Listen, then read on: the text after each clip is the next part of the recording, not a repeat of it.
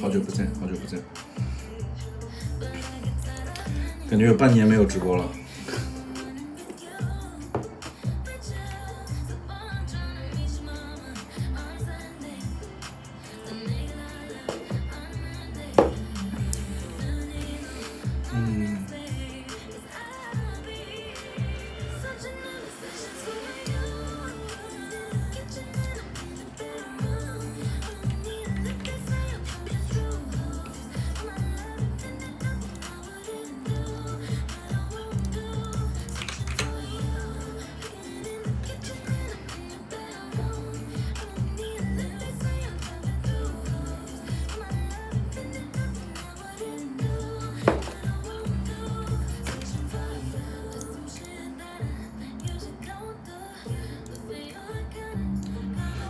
谢谢胡天送的粉丝3灯牌，谢谢超爱百里屠夫送的粉丝3灯牌。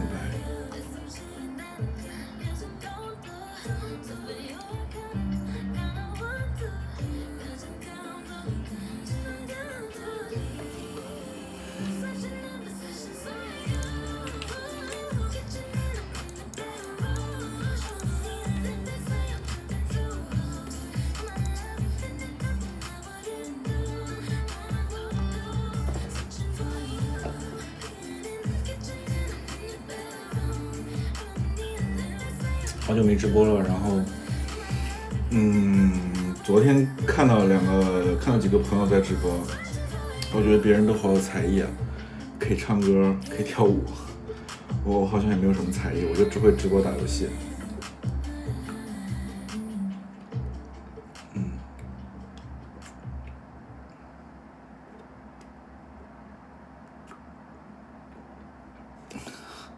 我不扭了吧？我肚子太大了。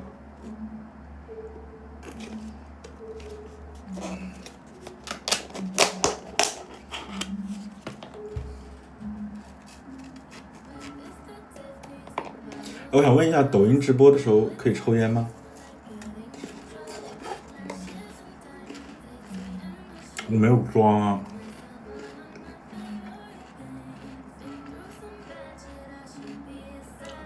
好吧。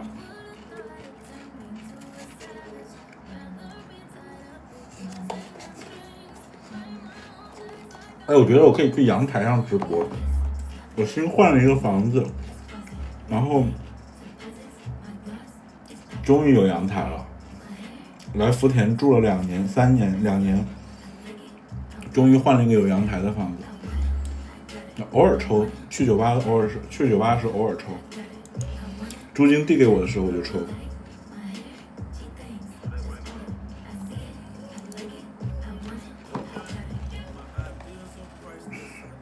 那明天晚上猫员外见。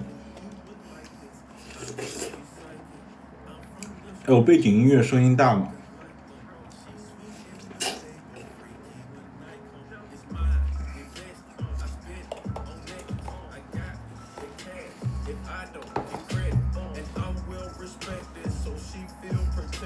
私底下什么都没有。我准备去买一把老头椅，然后可以坐在那个阳台上。我的手机在这。不想去猫干嘛呢？我又不喝酒。我去搜一下老头椅。我准备最近想举办一个搬家的 home party， 然后还没想好吃什么，吃火锅吗？你们想吃什么呢？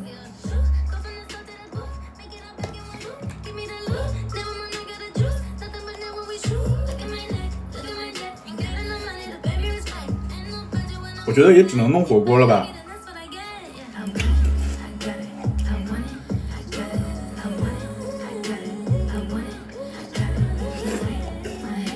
但是好像很多东西都没有。为什么一直让我去 PK 啊？我不想 PK。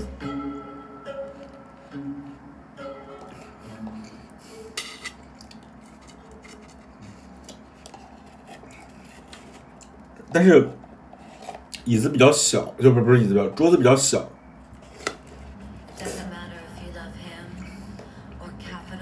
备孕准备好那天，备孕是什么意思啊？是在开黄腔吗？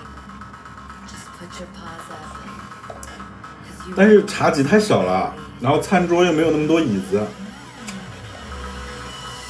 等沙发到了之后，我看一下吧。邀请啊，多邀请你们啊！邀请龙龙，还有虎仔，还有朱晶。刚才好像看到龙龙了，2个龙龙。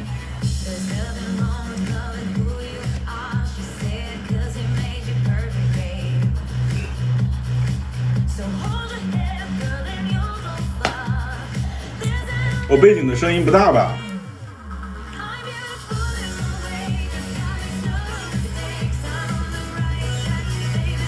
是，我感觉我有半年没直播了，然后直播也不知道说啥，给你讲一下我搬家的故事吧。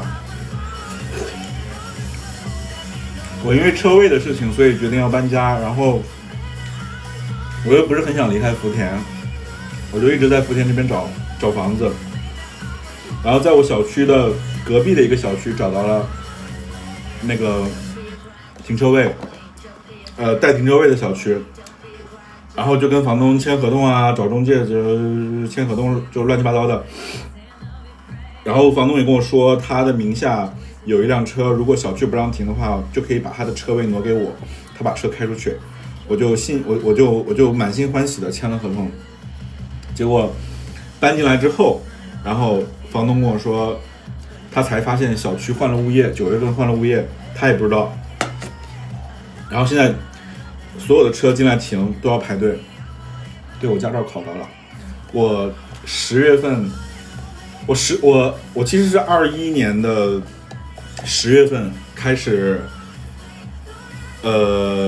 报的驾校，然后就3年没有去学过车。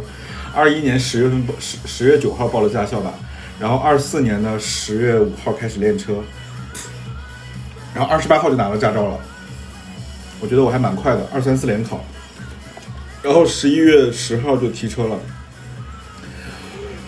然后整个11月份我都在为了车位的事情苦恼，就是福田这边想找一个带停车位的小区太难了，就当然主要原因是我太穷了。那些新小区还是有停车位，但是新小区我租不起。新小区基本上2室1厅的房子都要1万、1万2、1万5，然后我就好不容易找到了一个旧小区带停车位的，也搬进来了，什么房租什么都交完了，合同也签了。结果房东跟我说他不知道换物业公司了，所以我前2天我就让我的中介和房东给我想办法。我说我不管，我说我之所以租这个房子，我就是因为有车位我才租的。我说你们当时我签合同之前，你们也跟我说了车位肯定没问题的。结果最后他们也没办法，然后我就给保安塞了个红包，然后现在勉强让我能停进来，然后我就只能祈祷这2个保安不要跳槽，不要离职，不然我的车又停不进来了。然后这个房子换的其实比之前那个大一点，之前呢是1房1厅的，我在喝有茶。之前1房1厅的房子30多个平方吧，现在换了个2房1厅的，建筑面积是60平方，然后卧室一大一小，我就把小的这个卧室改成我的书房，那或者说电竞房了，就没有摆床。就我现在在这个房间很小，摆了电脑桌之后，连一张单人床都摆不下。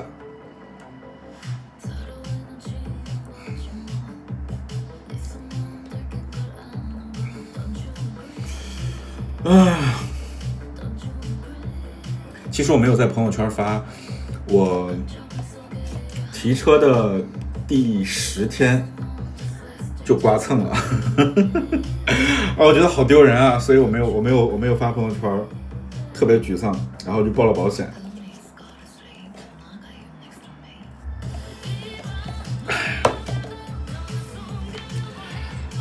然后我同事都安慰我说很正常，说这个新车嘛都是要刮蹭一下的。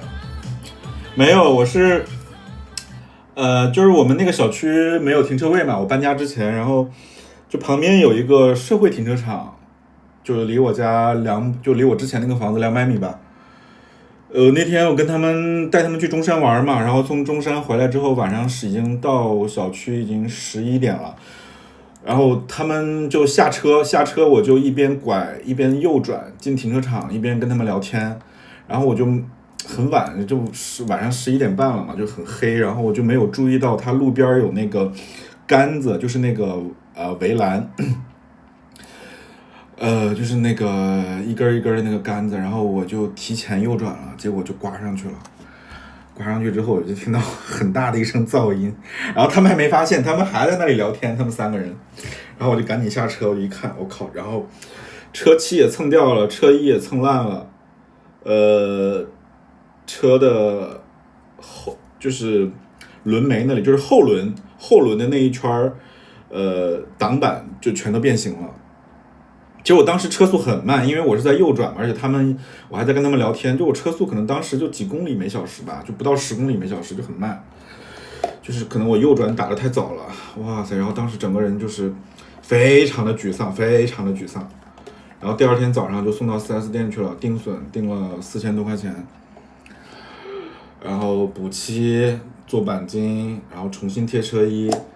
我觉得那个4S 店那个销售也蛮聪明的，就真的很有头脑。因为我的这个车我买的是现车嘛，就没有选装。他就说，问我要不要装一个360原厂的，然后我就想了一下，我就说，行吧，装吧。然后现在装了之后，发现对新手这个360还是很有作用的。就是我现在倒车入库其实还是挺困难的。我今天晚上还发了个就是评论了一下，我就说感觉这个倒车入库实在是太难了，尤其是当你身后有车的时候，真的刮蹭是我刮蹭路边，没有人跟我一起刮蹭，好吧？注意听讲，仔细听，好吗？是我蹭了路边的那个栏杆。就是你倒车入库的时候，在公共停车场或者是在小区停车场，反正就是身后有人的时候，哇，那个压力好大呀！我同事一直跟我说，新手就是要脸皮厚。我真的觉得脸皮再厚的人，你也没有办法在一个停车场倒车入库，然后倒5-6把进不去。就我现在住这个小区，新搬的这个小区是一个老小区嘛，那种2000几年的小区，所以它的地下停车库就修得特别窄，位置都很小。然后我就到那个车位，今天晚上我倒了6把还是7把没倒进去。等我准备到第8把的时候，后面就来车了，然后我就特别不好意思，我就不好意思一直在那块挡着人家嘛，我就把它靠墙边停车了。但是就相当于是一个侧方位停车嘛，我也没有1把倒进去，我大概也倒了3-4把。就是我对于这个车的，其实我觉得不管是侧方倒车还是就是倒库，就是对车的这个尺寸是没有感觉的，就即使你装了360也没有感觉，你总觉得这个车是快要撞墙了，快要撞柱了，所以侧方位停车的时候总是容易离那个墙特别远，就可能还有30厘米的距离吧，但是我就感觉已经要撞上了。然后就是反正倒了几把，但是侧方位停车比倒库还是简单。爱马仕多少钱？爱马仕3万多吧，3万2好像是。是爱马仕的穷人3宝，最便宜的爱马仕。谢谢胖子，想你了。你怎么又换头像了呀？我没钱，刷信用卡买的。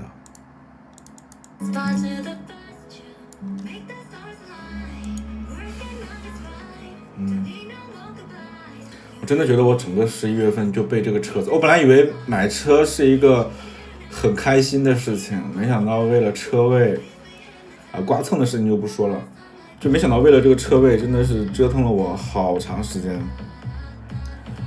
而且我租房子还有一个插曲，就是我在11月18号的时候20号的时候已经看中了一个房子，就是上周四晚上看中了一个房子，价钱啊，然后房子的条件啊什么的都挺喜欢的，就也是我现在这个小区同一栋楼，但是不同楼层。我晚上11点钟来看的房子，看完之后，然后我就跟中介说这个房子我要了，我说明天来签合同，然后你帮我去跟房东再聊一下。第二天我就去汕尾团建了。然后我的中介我就发现他一整天都没有联系我，我就觉得不对劲儿，肯定是有什么事情，不然他肯定会联系我的嘛，对吧？我就主动给他打了个电话，晚上5点多的时候，哇，结果真的你们想象不到发生了多荒唐的事情。中介跟我说，他们在查询房子信息的时候，发现这个房子是一个被福田法院查封了的房子，房东消费贷欠了60万。然后那个房贷欠了400万，全部都断供了，然后现在被列入失信了，房子也被福田法院查封了，他把那个查封的那个查询的那个图发给我了。哇，我当时觉得，就上周五知道的事情，然后我的房子是我当时的上一个房子是这周日，就是后天就到期了，就等于说我只有1个礼拜的时间要去找房。其实找房本身不难，但是要找到一个带停车位的，能停车的，然后还在福田的，而且价格还合适的房子，就是把所有的这些条件叠在一起，其实是挺难的。然后我就在想说，这个房子为什么这个房东能欠那么多钱呢？我就其实这个我当时我看中那个房子，可能总价也就现在的总价啊，大概也就500万左右吧，500万出个头，不到600万，60平，可能500多万。我就在想他怎么能够欠到那么多钱，欠了将近500万的贷款。所以我在想他应该是在前2年，就是2021年22年那个房价最高点的时候接盘了，然后就一直跌。就我现在住这个小区，均价可能不到10万吧，但是21年涨得最凶的时候，应该涨到了12、13万是有的。对，就是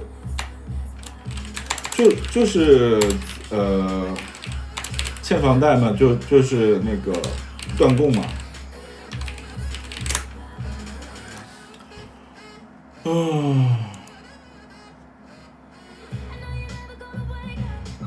所以现在还是挺痛苦的。我的车位其实还没有完全解决。我其实在2年前的时候就开始看房子了，然后看了很多的，那个时候就是开始推出人才房了嘛，去年的时候还是前年的时候就开始有人才房的概念了，然后我也排了那个叫什么安居房也排了，然后商品房我也在看，我可能陆陆续续的看了有3、4个人才房和安居房的楼盘吧，然后最近一次是今年6月份的时候去看了南山的一个人才安居房，4万6的房价。其实在4万6千块钱在南山能买到一个全新的一手房，就是新房，其实这个价格听起来还是挺便宜的。但是那个房子是在妈湾，就是蛇口的那个妈湾，周围全都是港口、码头、工厂、垃圾焚烧站、垃圾转运站，就是周围一个商业都没有。虽然它在南山区，而且是在蛇口，所以到最后我想一想，还是算了吧。而且现在商品房跌得那么惨，我觉得人才房和安居房已经没什么优势了，所以我最后就没有买。然后我想说，那既然确定最近2、3年都不会买房了，我就把这个钱拿来买车了。安居房现在要排队，大概排16万，排14万还是15万、16万吧。但是其实很多人安居房都没有去买，就是弃选了。像我就是排在第15万吧，还是14万，但是我也可以买的，就是我说南山那个房子我也是可以买的，只是我最后还是放弃了，就很容易就排到了，因为现在根本就没有人买，现在根本就没有人买房。那个安居房，那个叫什么？我看那个小区叫什么啊？山月湾花园，在月亮湾大道，和什么就反正就马湾那一片吧，大南山那一片，前海那边，然后卖了，从去年开始卖吧，从今年3月份开始卖，卖到现在都没有卖完。安居房要排队的，我不是金主，我是社会底层。我哪有实力当金主啊？我有实力当金主，我还在这跟你们直播。金主的周末怎么可能在家里面直播呢？是不是？早就出去花天酒地去 happy 去了。金主还买安居房吗？你在开玩笑？我现在住的这个小区，我刚刚搜了一下，大概就10万块钱左右吧。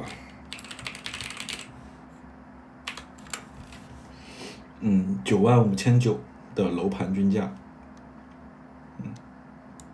然后我现在住的是60平的，我租的是60平的房子。我在网上看了一下，大概挂的价格在450到500万中间吧。所以你说那个房东，我就是之前看的那个房子，被法院查封了那个房子，他能欠460万的贷款，那你再加上首付，460万我就算他是70%的贷款吧，460万，然后再除以0.7，就相当于他这个房子是将近700万的价格买下来的。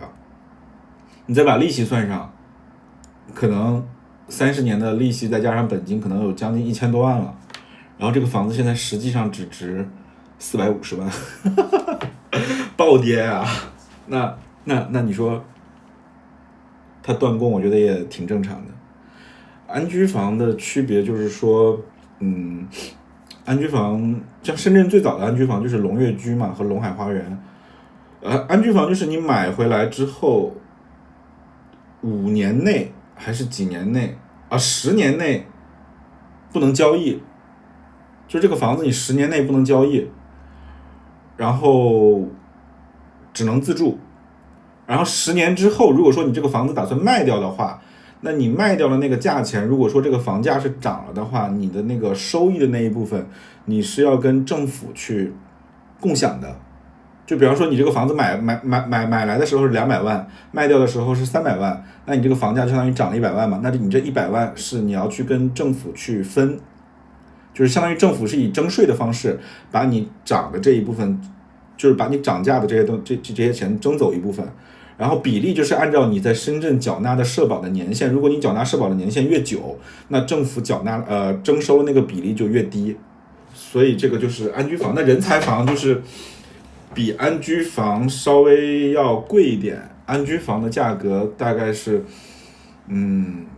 就是市场价的5折，人才房是6折，然后人才房，但是它就是会比那个就是基本上位置都很偏，像早些年的那种安居房，它就是位置都还比较好嘛。你像龙海花园这种就在前海，叫什么鲤鱼门地铁站还是前海湾地铁站，反正就是南山嘛。现在的那些安居房的人才房，哇塞，都在什么平山啊、石岩啊、光明啊，就是反正就是大棚啊这种地方，就还挺远的。反正我看完之后就想了一下，就是算了吧，不买了，太偏了，住那么偏干嘛呢？而且你说咱也不结婚生孩子是吧？买个房子将来留给谁呢？而且还要还房贷，所以就算了吧。我也不知道房价会不会涨，我希望它不要涨吧，涨了我就更买不起了。但是房租确实是有在跌的，我看了这小半个月的房子，明显感觉到房租跟我去年租的时候相比是跌了很多的。不说跌了很多吧，跌了2成是有的，2到3成是有的。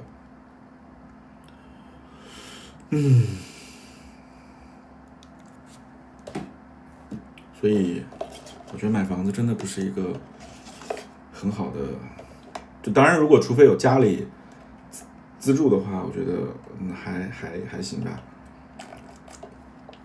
如果说靠自己打工挣钱攒首付还贷款，我真的觉得挺辛苦的。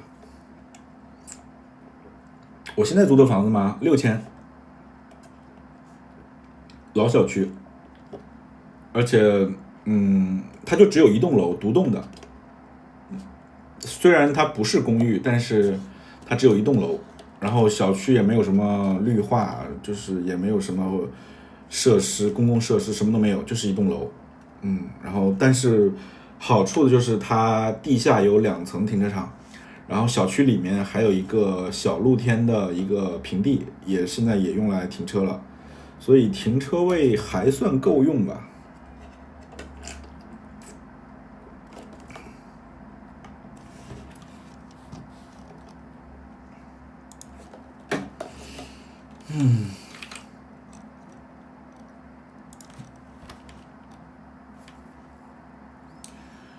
6000，那么很小啊，50多平，建筑面积不到60平吧，就可能将近60平。然后因为它一层楼有18户，3梯18户，一层楼18户，所以它的公摊面积是很大的。我感觉这个房间的实际面积，套内面的实际面积大概也就40多平吧，所以只能做小2房。然后卫生间和厕所都很小，好处就是有个阳台啊！我在福田住了2年，终于知道有阳台的房子了。就是福田这边很多老小区，就是那种03年、2000年左右吧，2000年到2005年之间的小区。南山我不太清楚啊，反正福田这边，福田跟罗湖这边很多那种老小区，它基本上都是跟香港学的那种老小区。这种20年以上的小区，它就是只有一个生活阳台，就是它的阳台是你从进了厨房之后，然后厨房走到头，在拐角伸出去一个大概1平米或者2平米，不到2平米的一个空间吧，然后非常是那种长方形的，非常的狭长，然后只能用来放一个洗衣机，也没有采光，然后就是上面能晾一下衣服，但是没有任何的活动空间。所以就是这种生活阳台就是还挺那什么的，挺不方便的。很多房子都这样。在福田基本上找房子，你找就是客厅出阳台的房子，找有阳台跟没阳台的房子，价格差的还是挺大的。像我之前租的一个1房1厅38平，都不带阳台，都能租到5000块钱一个月，而且还是空房。为什么房租那么贵呢？就是因为那个小区的学位很好。6000不如供房了，6000我要是把我租的这个房子买下来的话，我房贷都不止6000啊。你就按500万算的话，然后乘以贷款，贷350万。不对，现在首付是2成，那就是400万的贷款，400万的贷款再加上30年利息的话，就差不多是将近，就算700万吧，700万除以30年，再除以12个月，每个月要还将近2万的贷款，19444块钱的贷款，谁还得起啊？2万块钱的贷款，对啊，所以我现在住这房子，我只要花6000块钱，我就可以住下来了。但是我要是还贷款的话，我每个月要还2万贷款。深圳房贷压力很大的，亲，就是在20年、19年、18年、19年，深圳的房价大概是从15年的时候开始疯涨的，然后涨到19年的时候是顶峰。然后20年的时候大概就是稍微小涨了一下，然后从21年的时候就开始阴跌，然后22年也跌，23年也跌，到了24年就是已经跌的妈都不认识了。大概就是在19年和20年的时候，就有很多那种高收入人群，就是那种互联网大厂的，什么腾讯的呀，什么华为的呀，那些大厂的人就在高位买了房子。我现在刷小红书还能刷到什么中产家庭作死3件套，就是一个是什么老婆不上班，全职在家带孩子，小孩念国际学校，然后就是还有一个就是买那种2000万一两千万的房子，然后每个月还5-6万的房贷。就是在19年20年行情好的时候，基本上确实很多人都是在那个时候买了房子，然后现在就是跌的妈都不认识。但是如果你买房子买的早的话，你在14年15年，像我同事他住的那个小区是在山上，买的时候不算豪宅吧，他13年买的时候是5万块钱1平米。现在我问他多少钱，他说不知道，他没有关注过，他说反正他也不会卖。然后我查了一下，他们现在住的小区是大概15万左右，这个15万的价格还是跌了之后的价格，就是现在24年就价格肯定跌了嘛，跌之前的话可能甚至能到15-16万、16-17万都是有可能的。所以像我同事这种5万块钱买的，然后现在二手房能卖到15万1平的，就这种肯定是赚了的。但是如果你买房买到晚的话就，我觉得聊这么多我都快变成一个房地产博主了，其实不是，我只是稍微过去一两年的时间研究了一下房子，有考虑要不要在福田买房，在深圳买房，所以我做了一点小调查。腾讯很多人就是在3-4年前买了房子，确实那些人收入还挺好的，我觉得说年入100万都算少的，年入200-300万都有可能。但是这种人就是腾讯这种公司真的说裁人就裁人，还是我们公司好，我们公司挺稳定的，相对稳定。我的岗位也是还行吧，不能给自己毒奶，这种话也不能说了就会墨菲定律是吧？呸。福田是百花社区就是八卦岭那边嘛，然后那边的房子是跌得最惨的，跌了60%-70%吧。就深圳关内跌的比较狠的几个地方，不是关内吧，中心区吧，就是一个是福田的百花社区，八卦岭那些学区房，就是一个20平、15-16平的一个单身宿舍，就是那种80年代的那种单身宿舍，能卖到200万，就10几平的房子能卖200万。然后还有一个就是南山的前海，就是什么诺德假日花园啊，就那一片吧，就是从高峰期16-17万跌到现在可能不到10万块钱吧。然后就是宝安中心区那一片，什么花样年那种，也是从10几万然后跌下来，跌到现在只有几万块钱。百里屠夫他买的是公寓，他在罗湖买了一个公寓其实在二手市场没有什么流通价值，因为它的那个税，二手的那个交易税契税太高了，所以公寓要不然就是买来放租的，因为公寓的那个租售比比较高嘛，要不然就是公寓就是买来自住的，他就是买过来自住。然后我不知道他是不是高位买的房子。公寓因为没有什么二手市场，所以不存在公寓不存在高位还是低位的啊。龙岗月供6000可以买啊？这个问我干嘛？我怎么知道？我又不是什么房地产博主，我怎么知道龙岗6000买不买？我的建议是不要去龙岗买房啊。我离开福田就会浑身难受。像我在南山上班，我公司在南山，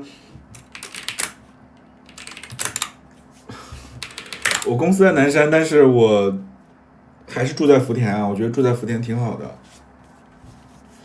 我怎么觉得有点热？把门打开，通风。怎么办呢？年底出去旅游吗？我想下个月去杭州。其实我还是挺想下个月去杭州玩的，我有半年没去了。我上一次去杭州是6月份嘞。杭州还是有挺多朋友的。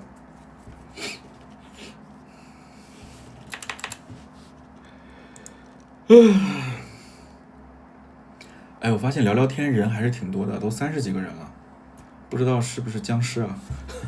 希望不是。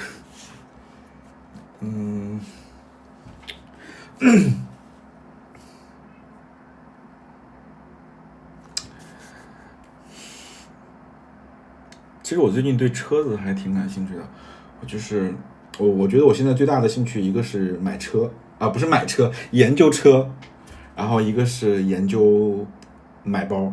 我其实这2年还买了挺多包的，车子是最近一直在研究，从我报了驾校开始，我就在看我要买什么车，然后大概过去3、4年的时间一直在研究车吧，就是我觉得就是随着你对车的研究越来越深入，你买车的预算也会一直提高，一直提高，一直提高。就像我刚开始看车的时候，那时候什么也不懂，就听别人说觉得特斯拉牛逼，特斯拉特别牛，然后我就一直在网上搜那些特斯拉的那些改装改造的攻略，然后怎么弄，买什么配件。那个时候就是觉得说，买个20多万的车已经很牛了，20多万在中国已经算是，不能算豪车吧，但是也算是比较拿得出手的车了。身边人也是这样说的，但是随着我研究车研究的越来越多，然后我就会发现自己感兴趣的车的那个价格也在越来越贵，就是反正就是预算也在越来越增加。以前觉得说不可能买超过30万的车，后来觉得说不能买超过35万的车，后来又觉得说这个车肯定是预算40万就封顶了，然后最后实际买下来反正差不多花了50万吧。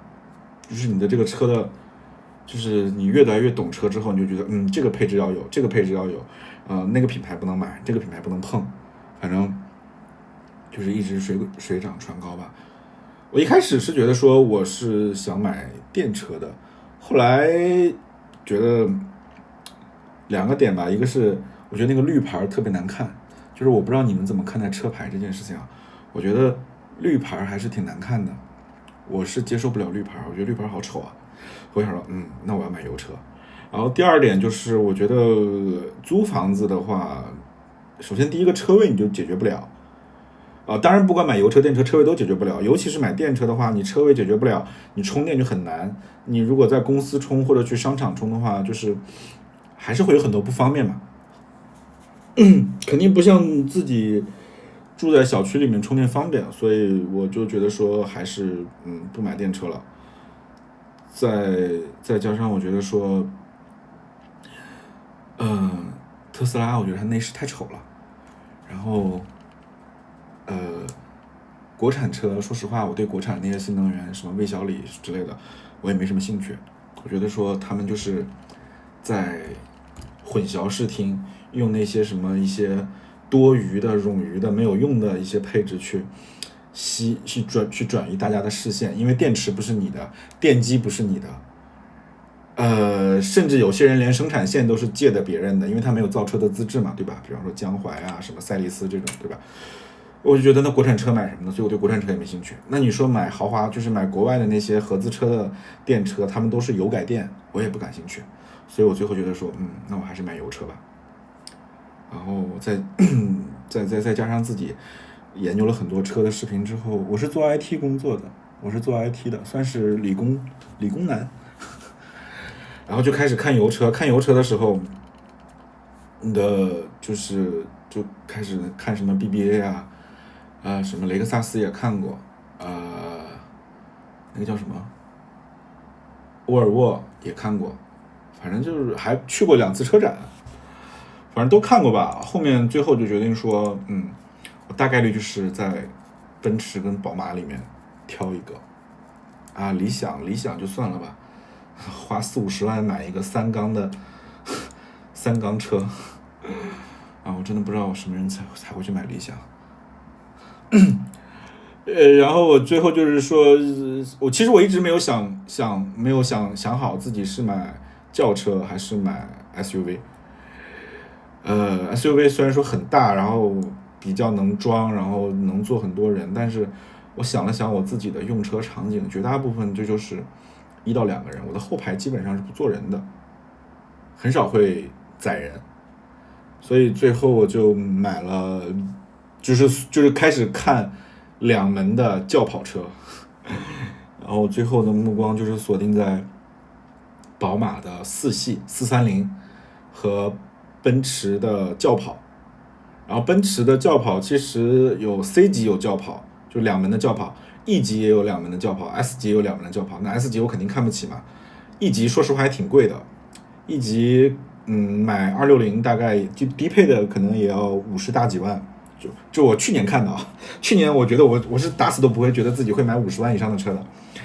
然后结果 C 级跟 E 级的轿跑去年出了最后一代之后就停产了，就是以后不会再出 C 级跟 E 级的2门轿跑了。然后今年4月份的时候就出了一款 CLE， 就是它是属于 C 级跟 E 级的一个 C 级轿跑跟 E 级轿跑的一个结合，用的是 C 级的底盘，然后车身的尺寸啊、轴距啊什么的，还有一些配置用的都是 E 级的，然后包括整个车的什么悬架、调教这些，就是偏软配那些东西吧，都是 E 级的。然后我就觉得说，哎，这个车挺好的，我就在 CLE 和宝马430里面，然后再纠结。其实也没有太纠结了，因为宝马的那个内饰我觉得挺丑的，那个大连屏。然后我就决定说我要买 CLE 了。就当我下定决心买哪一款车之后，我就开始说我一定要把驾照考了，因为我是2021年10月份报的驾校。我应该是在去年的前年2022年还是2022年的3月份把科目1过完之后，我就再也没有去碰过车了，也没有去过驾校了。然后科目1它是有效期的嘛，我的科目1应该2025年的3月份就过期了，所以我想着说我已经想好买哪一个车了，然后我的这个驾校报名也快过期了，所以我就今年国庆节的时候一鼓作气就去把车给学了。我觉得我开车还是挺有天赋的，就是像我教练就说我车感很好。我科目3只练了一次，就是我只上了一次路，我就没有再练过科目3了，然后我就直接去考试了。当然在考试的前一天在考场还是练了一下科目3的，然后我真的觉得科目3比科目2要难，所以我去考试的时候我是把我的学籍转到了韶关我没有在深圳考，因为深圳考试太严了，韶关那边是可以2、3、4连考的。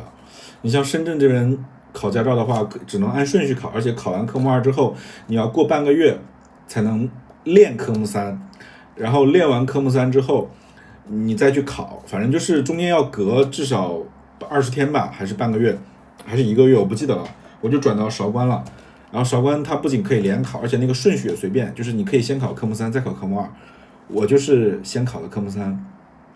我觉得科目3好难啊，然后我考科目3的时候第一把起步没打灯，就是都还没开呢，然后直接就挂掉了，所以导致我第2把开的特别小心翼翼。然后那个教练不是教练，那个安全员，就是我考完之后那个安全员都说你第2把开的太小心了，我说没办法，我害怕过不了，因为我去考试我要去韶关考嘛，所以从深圳到韶关坐车要坐2、3个小时，去一趟还要请假，还要在那边住一晚，也挺麻烦的。所以我就想着说还是能过就尽量把它1把过了。然后科目3考完之后，科目2就没压力。我科目2真的是闭着眼睛过，我觉得科目2太简单了吧。仅限在考场里面考试简单实际生活当中从我最近这大半个月开车的经验来看，我觉得倒车入库还是挺难的，真的太难了。我永远不知道什么时候该打方向盘，我同事老是说你刚才就应该打了呀，你这个方向盘打晚了，然后果然就没进去。我现在最好的成绩大概也就是2把能倒进去吧。大部分情况下都要到3把或者4把。我觉得倒库真的好难啊。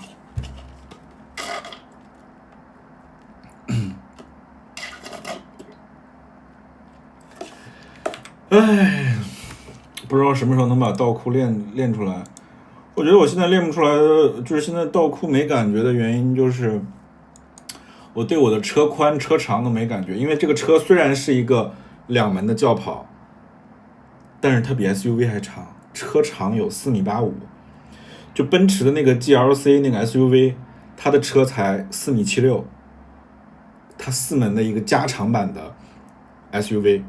还没我一个2门的轿跑长，所以我这个车是很长的，它其实是1级的一个尺寸，然后车也很宽，应该有将近2米吧，1.9米多吧，反正是挺宽的这个车，1.8米多还是1.9米多，它比普通的4门的家用轿车都要宽都要长，所以对于车头跟车尾，我是掌握不好那个尺寸。对我同事也说不要笔直倒进去，要先往斜前方开一点。唉，反正我就是倒不进去，我也不敢在小区的车库里面练车呀。那旁边都是他妈的什么奔驰、宝马、保时捷这种车，我也不敢碰啊，对吧？那去商场里面就更不敢了，那商场里面人来人往的，这停车场进进出出的，我不可能在那练倒库吧？唉，所以我觉得就是只能多开，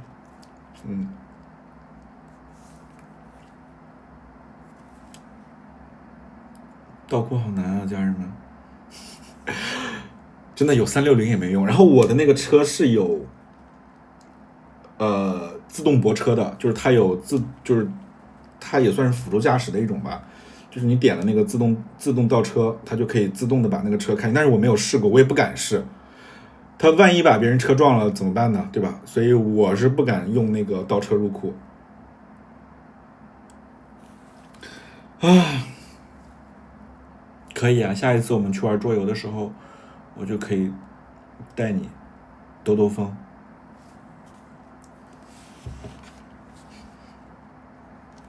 我学会看后视镜了，但是我也有辅助线。怎么说呢？就是我害怕，我总觉得说，就是自己对车的尺寸，没有概念。就包括我刚开始摸车，就这个月初，我其实这个月10号才提的车，我提车还不到1个月，中间修车还修了1个礼拜。其实我真正摸车的时间只有2个礼拜。我刚开始摸车的时候，我对于那个车宽是非常没有概念的。在那种窄路会车的时候，我基本上都会把车停下来，然后让对面的车先过，我才敢过。我一开始的时候，我根本就不敢踩着油门过去的。后来慢慢的，现在基本上是窄路会车，不管是对面来人还是来车，我基本上都还是 OK 的。反正我觉得我的进步还是蛮大的吧，跟我刚开始相比的时候，我觉得我现在的车技还是有进步的，就是希望能那个什么吧。随机发起 PK， 为什么一直让我 PK 啊？而且给我推的都是女的，我可不想跟女的 PK。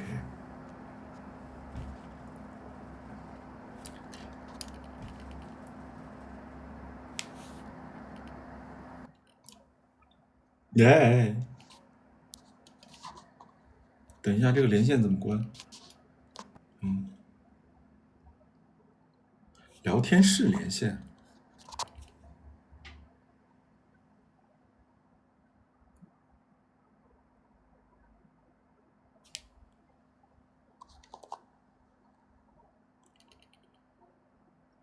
好像没有人那个什么。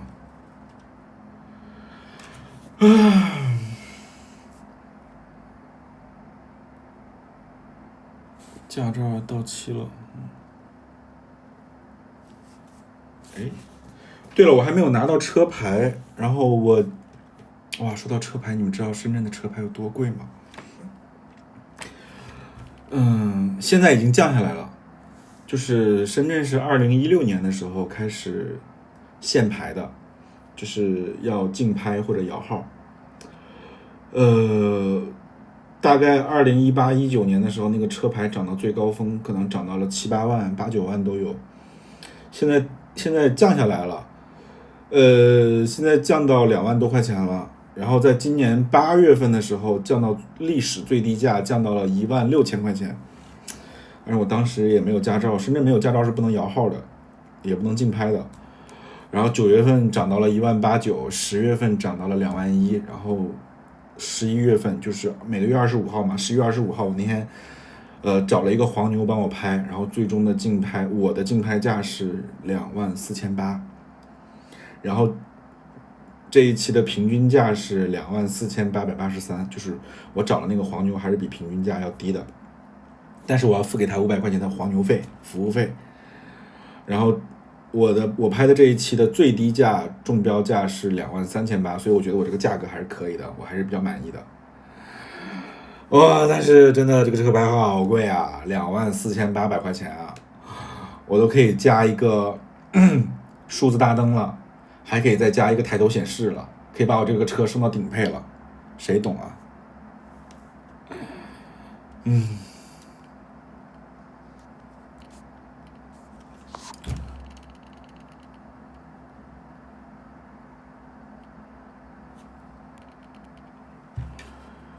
我买的是油车啊，哥哥，电车不需要牌牌儿。你到底有没有在听我讲话？我买的是油车，亲爱的。当然是深圳牌了，肯定上深圳牌啊，上外地牌干嘛呀？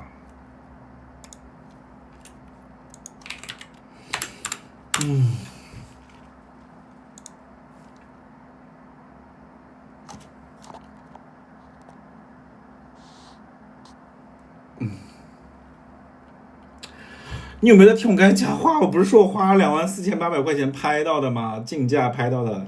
你是刚才不在直播间刚回来是吗？我以为你一直都在呢。我花了24800块钱，大概2分钟之前讲的吧。哦，好吧。我花了24800拍到的，找了黄牛帮我拍，花了500块钱服务费。而且我一开始就说我不买电车，我买的是油车。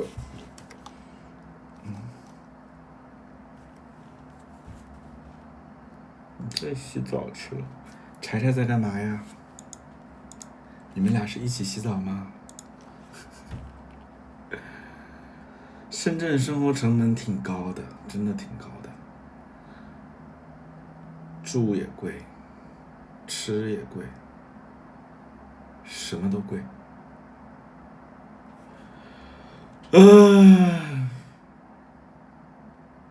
深圳就连乐客的健身卡都比别的城市贵。深圳的乐客健身卡都要299块钱一个月，别的城市只要100多块钱一个月。你拍牌如果找黄牛的话，黄牛我不知道他们是有什么资源还是渠道啊，他们能够保证你的中标价是在介于最低价和平均价中间的。黄牛他们有各种各样的本事吧，我不知道，反正找黄牛是比较划算的啊，你自己拍肯定是不划算的。如果要拍的话，我建议还是找黄牛。